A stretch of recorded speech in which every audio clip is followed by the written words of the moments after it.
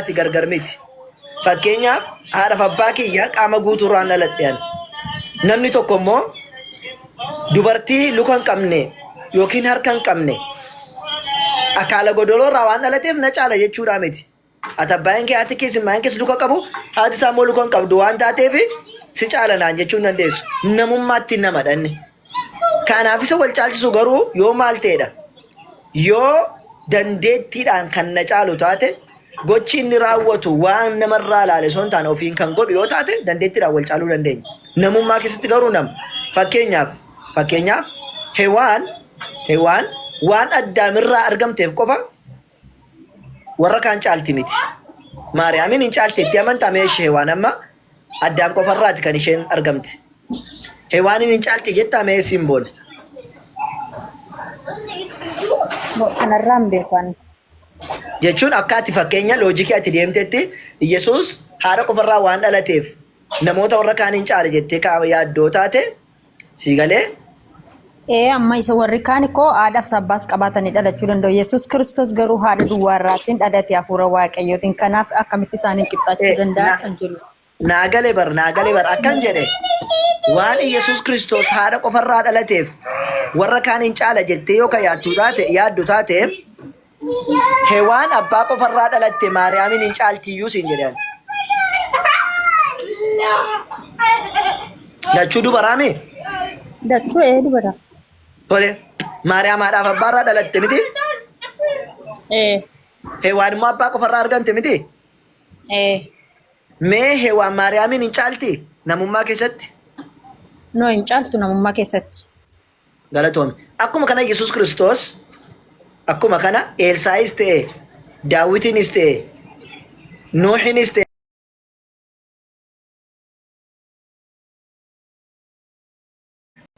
si galee hewaanis akkasuma tokkorraa argamte isheen caaltu. Garuu hewaan addaan qofarraa argamuun dandeettii waaqayyoo ittiin nutti agarsiisuu barbaade dandeettii isaa. Yesuus Kiristoos haadha qofarraa argamuunsaa waaqayyo dandeettii qabu nu garsiisuufi. Fakkeenyaaf hewaaniin addaamirraa qofa argamsee dhiirarraati dirqama immoo dubarraa qofallee argamsiisuu qaba. Guutuu ta'uudhaaf dandeettii waaqayyo. Utuu hewaaniin addaamirraa argamsiisee dhiirarraa argamsiisee dhiira immoo dubarraa argamsiisuu dadhabeeti hir'uudha jechuudha waaqayyo. Akka nuti hir'uudha hin jenneef faallaa hewaan addaamirraa argamte Yesuusin immoo dubararraa argamsiise jechuudha. Waliigallee akkuma immoo addaamin haadhaaf abbaa malee argamsiise dandeettii isaa guutuu gochuuf jecha faallaa isaa immoo siinsee argamsiise. Wanni tokko dirqama faallaa qabaachuu qaba addunyaa kanarratti. Faallaa qabaachuu qaba. Dhagahaan faallaan isaa eenyu? Duudaadha. Jaamaan faallaan isaa argaadha. Dhiirri faallaan isaa dubara. Sii galee dargaggeessi faallaan isaa dargaggeettiidha. Sii galee wanti faallaa qabe tokko hin jiru. Kan hin qabne Rabbi tokkicha lammaffaa kan hin qabne. Saniif Rabbiin subhaanahu wa ta'aalaati dandeettii isaa agarsiisuuf jecha hunduu faallaa isaatiin argamsiise jechuudha. Fakkeenyaaf kan masaanuu kan dhalchuuf yookiin kan dhaltu kenne Rabbiin. Kan dhiira qofa qabuu fi dubara qofa kenne Rabbiin subhaanahu wa ta'aalaa. Quraana keessatti boqonnaa 42 lakkoofsa 16 akkabaabii kana irratti Rabbiin subhaanahu wa ta'aalaa maal jedha? ولله ملك السماوات والأرض يخلق ما يشاء يهب لمن يشاء إناثا ويهب لمن يشاء الذكور.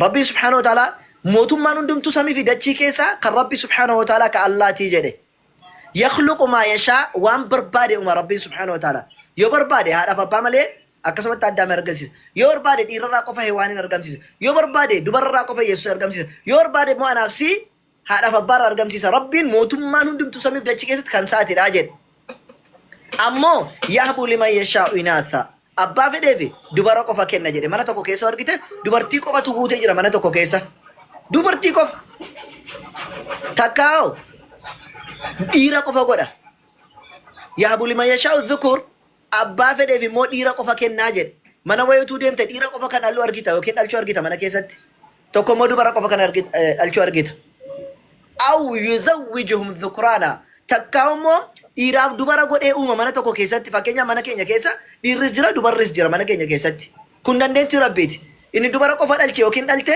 dandeetti ishiitiin miti. Inni dhalates dandeetti isaatiin miti. Inni illee ammallee dhiiraaf dubara wal keessa dhalche dandeetti isaa miti, isheen dhaltes dandeetti ishii miti. Dandeetti rabbiiti. Inni dhalates dandeetti isaa miti. Dhiira haadhaaf abbaarraa dhaladhee akkasumallee dubaraaf dhiira ta'een dhalanne mana keessatti dandeetti keenya hin jennu, dandeetti rabbiiti. Yoo barbaade yoo awwee jaalu qiima yoo fedhe iyyuu immoo maseena ishee taasisedha rabbiin subhaanahu wa ta'ala quraana keessatti. Maseena ta'uun dandeettii kee miti, dandeetti rabbiiti. Inni maseena ta'e natu maseena ta'e jedhee ittiin hin boonu. Si galee maal malee rabbi subhaanahu wa ta'alaatu godhe. Kanaafuu rabbiin subhaanahu wa ta'ala dandeettii isaa uumaa namaa keessatti isteeppii sadiirra kaa'e, afurirra kaa'e. Tokko haadhaaf abbaa malee addaame argamsiisu. Lammaffaan faallaasaa immoo anaaf siin haadha abbaarra argamsiise naaf sii faallaa addaame. Sadaffaa immoo heewaaniin abbaa qofarraa argamsiise. Faallaa shimoo rabbiin subhaanahu wa ta'ala fidee Yesuusiin dubartii qofarraa argamsiise. Kana rabbiin subhaanahu wa ta'ala dandeettii isaa malee addaamiin addaame koo akkasitti dhalate haadhaaf abbaa malee dhalate sagaduuf hin qaba jechuu hin dandeessu. Maaliif addaamoo fi danda'ee miti dandeettii isaatiin hin dhalanne. Biyyoorraan uumamne. Rabbitu isa uume malee. Heewaanis dandeettii kootiin dhiira qofarraatii dhaladhe jettee hin boontu yookiin immoo namni immoo isheedhaan dandeettii ishiitiin jedhee isheen gabbaru sii galee. Anaaf siis haadhaaf abbaarraa dhalanne jennee ittiin boonnu.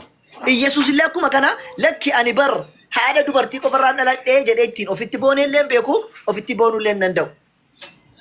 Kanaafuu kun dandeettii rabbiin subhaanahu wa ta'ala ofii isaatiin uumaa isaanitti agarsiisuuf godhe malee anaaf si dirqama dubararraa waan dhalateef jecha waaqummaa isaaf kennu yookiin waan sana dhalate warra kaan irra adda goone ilaaluudhaa miti kun dandeettii rabbii subhaanahu wa ta'alaati. Rabbiin quraana keessatti maal nuun jedha boqonnaa 19 lakkoofsa 19 irratti maal nuun jedha suuratul maariyaam keessatti ولنجعله آية للناس ورحمة منا جد وكان أمرا مقضيا وننوتي كان قونه بجد يسوع كريستوس دبرتي كفر أرجم سيسود أبشينا كمتينين أرجع دبرة ديرتو كسونن تكينو تسدادلتون تهنجنان كان ما نموتا فكأني مال توفي آية رب الراتي آية جتشون كيتا مال جنة راجي رب الراتي أكنا موني براني فدا ربي تراجي كان هجتا نكجر أني دندت ربي أكارجني فدا أمو ربي الرحمة ساراتي يوكين ربي dandeettii isaarraa akka inni kana godhe abaranii fi kun rabbiin subhaanahu wa ta'ala biratti waan murtaa'e lafa taa'edha. Rabbitu murteesse. Yesuus durbee Maariyaam irraati abbaa malee argamuun dura sila murteessee lafa kaa'e jedha rabbiin subhaanahu wa ta'ala. Kanaafuu waan rabbi sila dandeettii isaatiin murteessee lafa kaa'e anaaf sirra dhufne Yesuus Kiristoos waan akkas ta'eef waan akkas dhalatee fi akkas gochuudhaa qabna jechuudhaa hin dandeenyu sin jechuu barbaade buleetti kiyya malee nuti dubarraarraa dhalachuusaa hin namanna ammoo namummaa keessatti qixxeenuma namummaati garuu rabbiin subhaanahu wa ta'ala nabiyyoota iyyuu sadarkaa wal caalsee jira. Tilka rusulu faddalnaa ba'dahum alaa ba'din jedhe ergamoota sadarkaa isaanii sadarkaa tokkoon isaanii irra wal caalchisnee jirraa jedhe. Fakkeenyaaf Museen raajii tokko dalage raajii Museen dalage Yesuus hin dalagne. Raajii Yesuus dalage immoo Museen hin dalagne.